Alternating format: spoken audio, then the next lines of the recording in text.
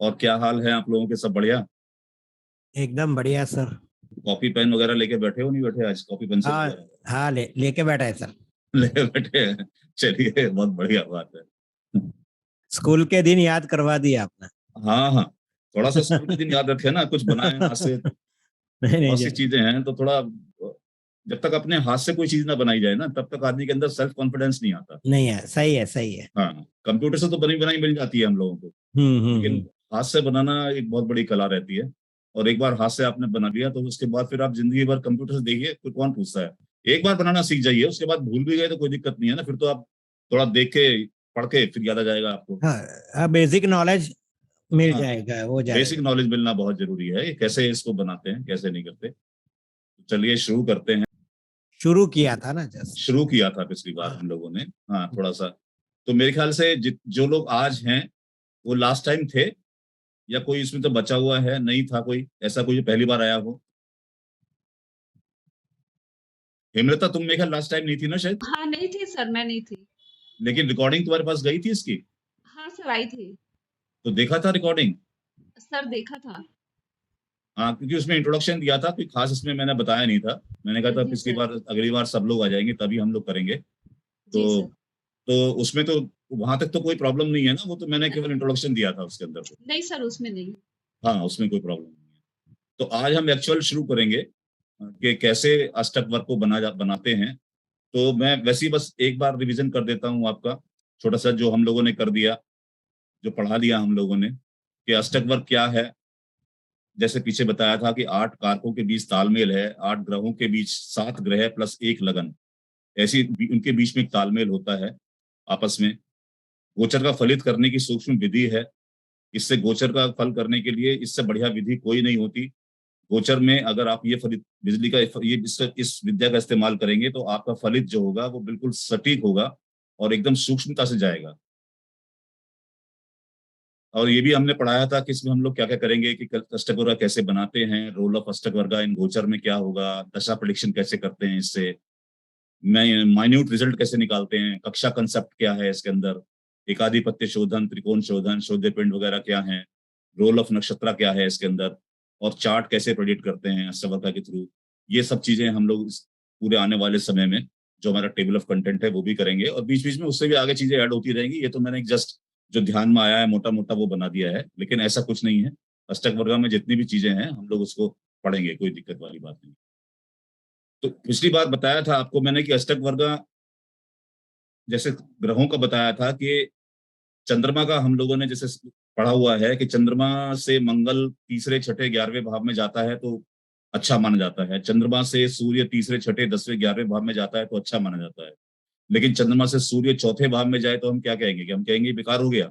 तो उसको बेकार ना होके तभी अष्टक वर्ग का रोल प्ले होता है ऐसे बीच में, कि ठीक है चंद्रमा तो उसको पसंद नहीं कर रहा, लेकिन सूर्य पसंद कर रहा है, मंगल पसंद कर रहा है, गुरु पसंद कर रहा है, बुध पसंद कर रहा है, और ग्रह पसंद कर रहे हैं। तो उन ग्रहों की भी तो कुछ ना कुछ वेटेज होती है ना, होती है।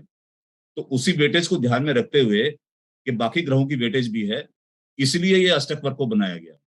ऑल्दो ये लिखा हुआ है कि ऋषि पाराशर ने, कि जो लग्न है, जितने लग्न हैं, सब में ज्यादा प्रधानता जो है चंद्र लगन की है, और चंद्रमा से ही देखा जाता है।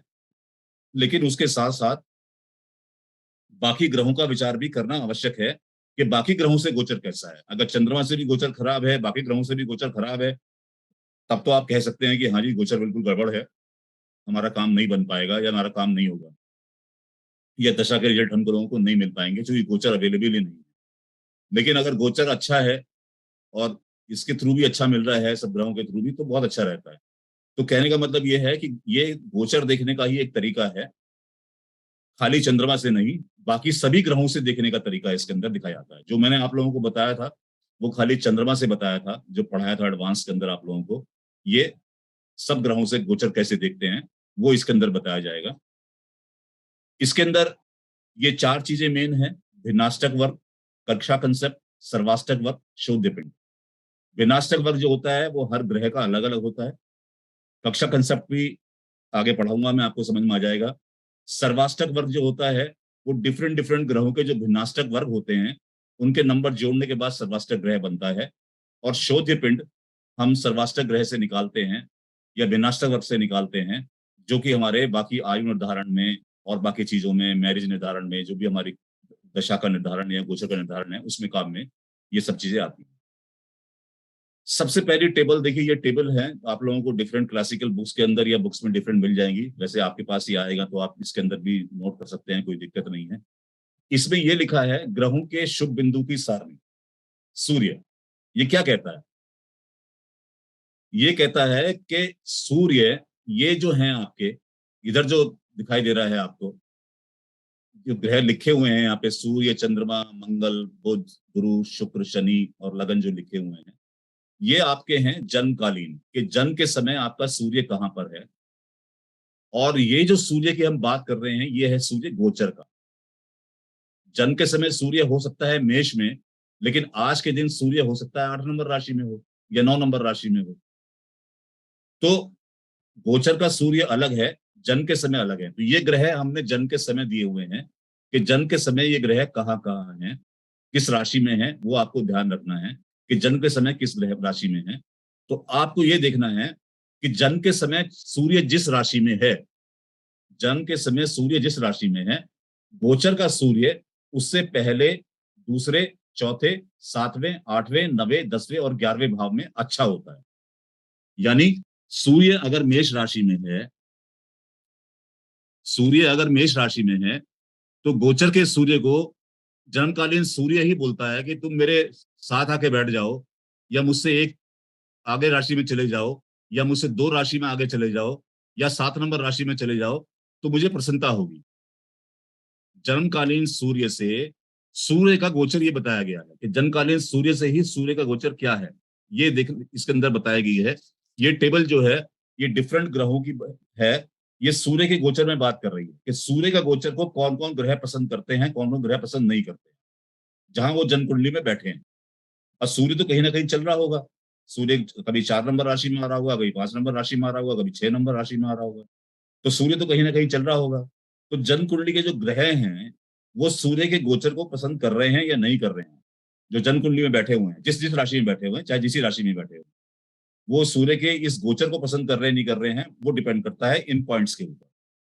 तो सूर्य, जन्मकालीन सूर्य गोचर के सूर्य से कहता है कि तुम अगर जहां मैं बैठा हूं, जिस राशि में मैं हूं, उस राशि से पहले, दूसरे, चौथे, 7वें, 8वें, 9वें, 10वें, 11वें भाव में आओगे तो आई विल बी हैप्पी। मुझे कोई परेशानी नहीं है, मैं आपको पॉइंट दूंगा और मैं आपके आने से खुश होऊंगा। आपका गोचर मुझे अच्छा करे लगेगा, आपके आने से मुझे प्रसन्नता होगी। चंद्रमा ये कहता है, जन्मकालीन चंद्रमा, जिस राशि में चंद्रमा जन्म के समय बैठा हुआ है, गोचर के सूर्य से ये बोलता है कि तुम जहां मैं बैठा हूं, वहां से तीसरे, छठे, 10वें और 11वें भाव में आओगे तो मुझे तुम्हारे आने से प्रसन्नता होगी। उसके अलावा किसी और भाव से आओगे तो मैं तुम्हें नंबर नहीं दूंगा। आ जाओ, तुम्हारी मर्जी है, लेकिन मैं तुम्हें नंबर नहीं दूंगा। ये चंद्रमा बोलता है। मंगल बोलता है कि जहां मैं बैठा हूं, वहां तुम्हें यानी सूर्य को उस स्थान से पहले, दूसरे, चौथे, 7वें, 8वें, 9वें, 10वें, 11वें स्थान पर तुम अगर आओगे तो तुमको पॉइंट दूंगा।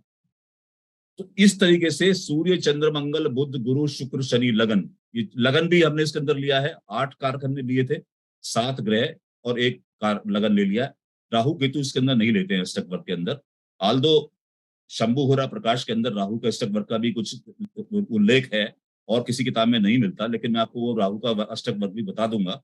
लेकिन उसको केवल एक सीखने के पर्पज से याद रखिए, उसको इस्तेमाल मत कीजिए। इस्तेमाल आपको यही सूर्य से लेके शनि तक के अष्टक वर्गों का ही इस्तेमाल करना है और इसके अलावा कोई अष्टक वर्ग का इस्तेमाल नहीं करना है। तो अब शुक्र है, शुक्र के आगे 6, 7, 12 लिखा हुआ है। तो अजय शर्मा जी, इस बात से क्या समझ रहे हैं आपके शुक्र के आगे 6, 7, 12 लिखा हुआ है, ये क्या मतलब है इस चीज का? इसका मतलब ये है सर कि जन्मकालीन शुक्र से जब गोचर का शुक्र 6, 7वें और 12वें में रहेगा तो वो समय उसके लिए अच्छा रहेगा। शुक्र की दृष्टि से वो ठीक है, उसको नंबर अच्छे मिलेंगे। यहाँ पर थोड़ा सा एक करेक्शन है कि जन्मकालीन शुक्र से सूर्य का गोचर। अच्छा, ये सारी टेबल सूर्य की चल रही है। सॉरी, हाँ, सूर्य, शुक्र से सूर्य का गोचर हाँ 6, 7वें, 12वें में रहेगा तो वो हाँ, अच्छा माना जाएगा। वो अच्छा माना जाएगा। शुक्र उससे हैप्पी होगा, शुक्र जी उससे प्रसन्न होगा कि भाई तुम यहाँ आए हो, मुझे खुशी है, मैं तुम्हें पॉइंट देता हूँ। जी। तो इस तरीके से टोटल मिला के 48 पॉइंट मिलते हैं सूर्य के अष्टक वर्ग में यानी सूर्य गोचर में टोटल मिलाकर 48 पॉइंट होते हैं, यानी ग्रह कुल मिलाकर 48 पॉइंट देते हैं। टोटल पॉइंट कितने हो गए बताइए कोई? 48 हो गए ना सर? नहीं, 48 तो ये टोटल अभी हुए, मतलब टोटल पॉइंट अगर सब लोग सभी पॉइंट देते, 12 के 12 पॉइंट देते, तो कितने हो जाते? 96 पॉइंट हो जाते, 96 हो जाते। अगर सूर्य भी कहता कि मैं तुम्हें पहले में भी, दूसरे में भी, तीसरे में भी, चौथे में भी, जो भी मेरे भाव में तुम आओगे गोचर में, मैं तुम्हें पॉइंट दूंगा, या चंद्रमा भी कहता कि भाई जिस भी भाव में तुम आओ मैं तुम्हें पॉइंट दूंगा, मंगल भी कहता जिस भी पॉइंट में तुम आओ 12 के 12 भावों में मैं तुम्हें पॉइंट दूंगा, तो फिर तो 96 पॉइंट हो जाते हैं ना, 96 पॉइंट हो जाते। लेकिन सारे ग्रह 96 पॉइंट पे ना रख के उन्होंने कहा कि नहीं भैया 96 जगह नहीं, हम 48 जगह तुमको अच्छे पॉइंट देंगे। अब वो 48 जगह कौन सा ग्रह कितने पॉइंट दे रहा है वो डिपेंड करता है कि सूर्य कितनी जगह दे रहा है, चंद्रमा कितनी जगह दे रहा है, मंगल कितनी जगह दे रहा है, या बुध कितनी जगह दे रहा है। तो टोटल मिला के 48 पॉइंट हो गए सूर्य के अष्टक वर्ग में। ये समझ में आया यहाँ तक? किसी को कोई क्वेश्चन? हाँ सर। सर लग्न का कैसे आएगा? सूर्य से, मतलब ये तो माना कि सूर्य से गोचर का सूर्य, गोचर का चंद्र, हाँ, तो लग्न को कैसे, मतलब जन्म कुंडली में जहां पे लग्न है वहां से सूर्य गोचर, जन्म कुंडली में जहां लग्न है, जिस राशि में लग्न है वहां से सूर्य किस राशि में आएगा? 3 नंबर राशि में आएगा, 4 नंबर राशि, 3 नंबर भाव में, 4 नंबर भाव में, 6 नंबर भाव में आएगा, जहां पे लग्न है जिस राशि में, उस मतलब राशि मान लो कन्या में- कन्या कन्या लग्न है, हाँ तो वहां से तीसरा भाव, चौथा भाव, छठा भाव में सूर्य आएगा। हाँ, वहां पे सूर्य आएगा तो लगन को प्रसन्नता होगी, लगन कहेगा भाई मैं तुम्हें पॉइंट देता हूँ। ठीक है, देखिए लगन का पॉइंट बहुत इंपॉर्टेंट होता है। लगन क्या है? लगन बेसिकली सेल्फ है, जातक है, स्वयं है आप। तो लगन अगर पॉइंट आपको दे रहा है और चंद्रमा पॉइंट आपको अगर दे रहा है और एक दो ग्रह और पॉइंट दे रहे हैं, तो आप कह सकते हैं कि आपका गोचर सही चल रहा है। अभी मैं बताऊंगा आगे, वो सारे गोचर हम लोग देखेंगे।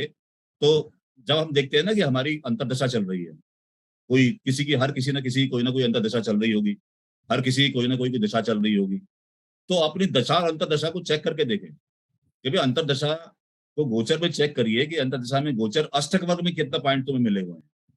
अगर तुम्हारी सूर्य की अंतर्दशा चल रही है तो सूर्य के अष्टक वर्ग में कितने पॉइंट मिले हुए हैं। अगर तुम्हारी चंद्रमा की अंतर्दशा चल रही है तो चंद्रमा के अष्टक वर्ग में कितने पॉइंट मिले हुए हैं।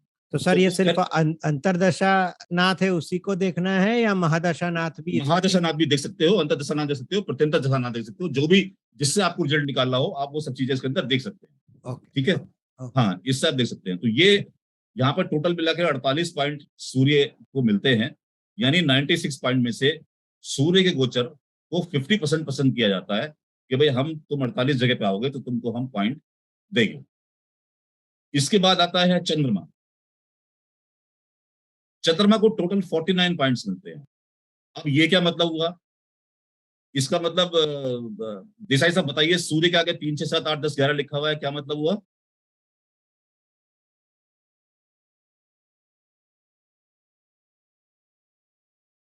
अनम्यूट कर लीजिए। चंद्र से, जन्मकालीन चंद्र से सूर्य का गोचर? नहीं, जन्मकालीन सूर्य से, ये जो साइड में लिखा हुआ है लेफ्ट जो है, ये सारा जन्मकालीन है। अच्छा, तो चंद्र, गोचर का चंद्र, ये गोचर का चंद्र हो गया। जो ऊपर लिखा हुआ है, जैसे पीछे वाली इसमें लिखा था गोचर का सूर्य था, ऊपर जो लिखा हुआ है, ओके ओके, ये गोचर का चंद्रमा है। अब हम चंद्रमा के गोचर की बात कर रहे हैं, क्योंकि हम चंद्रमा के अष्टक वर्ग की बात कर रहे हैं। ओके, ठीक है, वहां हमने सूर्य का गोचर देखा, मतलब ये नहीं, तो जन्मकालीन चंद्र हुआ ना, चंद्र का गोचर, यानी जन्मकालीन सूर्य से चंद्रमा इन स्थानों पे अगर आए तो सूर्य को प्रसन्नता, सूर्य को प्रसन्नता होती है। ठीक है, ये पॉइंट है इसके अंदर। तो ये चीजें याद रखनी है कि जन्मकालीन चंद्रमा को, मतलब जन्मकालीन सूर्य से चंद्रमा इन स्थानों पे आता है, तो सूर्य कहता है ठीक है तुम इन स्थानों पर आ जाओ, मैं तुम्हारे गोचर को, तुम्हारे यहाँ आने को बुराई नहीं करूंगा, पॉइंट दूंगा। सारा दशाओं में जितना भी खेल है वो सब पॉइंट्स का है। अंतरदशा में, दशा में कितने पॉइंट मिले, कितने पॉइंट नहीं मिले। किसी को 1 पॉइंट मिला है तो समझो बड़ा मामला खराब है उसका, किसी को 0 पॉइंट मिला है तो समझो उसका तो पीरियड बड़ा ही गड़बड़ है, किसी को 4 मिले हैं पॉइंट तो थोड़ा अच्छा पीरियड है। वो कौन से पॉइंट अच्छे होते हैं, कितने पॉइंट बुरे होते हैं, वो हमारा आगे भी आएगा, जो हम देखेंगे। अब मनीषा जी, ये जो नीचे लिखा हुआ है चंद्रमा 1 3 6 7 10 11, इससे क्या मतलब है? सर जो सूर्य के नीचे लिखा हुआ है हाँ, चंद्रमा और ये 1 कि 3 6 7 10 लिखा हुआ जन्मकालीन है। चंद्रमा से गोचर में चंद्रमा किस नंबर पे होगा, मतलब इन सब हाँ। नंबर भाव में आने पे पहले, तीसरे, छठे, सातवें, 10वें, 11वें पे चंद्रमा प्रसन्न होगा।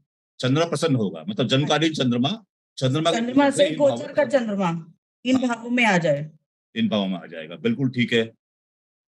इसी प्रकार से गुरु से 1 4 7 8 10 11 12 लिखा है। सब्यसाची जी, इससे क्या समझ रहे हो आप? सर जन्मकालीन गुरु से चंद्रमा अगर 1 4 7 8 10 11 12 में आएगा तो परिणाम अच्छा रहेगा। हाँ, परिणाम अच्छा रहेगा। Very nice, very nice, very nice. Hemlata, यहाँ तक क्लियर हुआ? जी सर। हाँ, अच्छा, ये तो हुआ चंद्र का। इसी प्रकार से हमारा आता है फिर मंगल का। अच्छा, यहाँ एक चीज ध्यान रखिए कि सूर्य ने टोटल मिला के आपको 48 पॉइंट दिए। टोटल 48 पॉइंट हैं सूर्य के, यानी सूर्य के गोचर को 48 पॉइंट मिलते हैं, चंद्रमा के गोचर को 49 पॉइंट मिलते हैं। मतलब कोई एक ग्रह एक और फालतू पॉइंट दे रहा है, चंद्रमा को थोड़ा पॉइंट मिल गए, 96 से आउट ऑफ 96 49 पॉइंट मिल गए उसको। तो ये एक अच्छा चंद्रमा पे बढ़िया हुआ कि चंद्रमा गोचर को लोग ज्यादा पसंद करते हैं। अब मंगल देखिए, मंगल को 39 पॉइंट मिले हैं खाली। इसका मतलब मंगल के गोचर को लोग कम पसंद करते हैं बाकी ग्रह, क्योंकि 39 पॉइंट मिले हैं खाली इसको। सूरज से 9 कम मिले हैं, चंद्रमा से 10 कम मिले हैं। तो इसका मतलब मंगल के गोचर को थोड़ा कम पसंद करते हैं।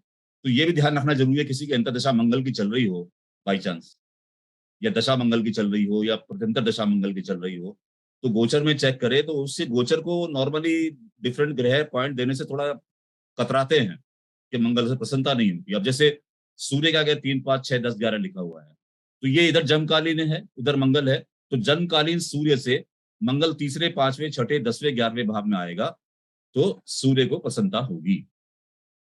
जन्मकालीन चंद्रमा से मंगल तीसरे, छठे, 11वें भाव में आएगा तो चंद्रमा को प्रसन्नता होगी। इसी प्रकार मंगल, बुध, गुरु, शुक्र, शनि और लगन से, जो जन्मकालीन लगन है, उससे मंगल पहले, तीसरे, छठे, 10वें, 11वें भाव में आएगा। जन्मकालीन लगन, जिस राशि में लगन पड़ रहा है उस राशि से पहले, तीसरे, छठे, 10वें, 11वें भाव में मंगल आएगा तो लगन को प्रसन्नता होगी। लगन कहेगा मेरी साइड से तुमको 1 पॉइंट मिल गया। ठीक है, तो ये मंगल का हुआ। अब इसके बाद हम लोग आते हैं, इसी प्रकार से बुध का गोचर होता है।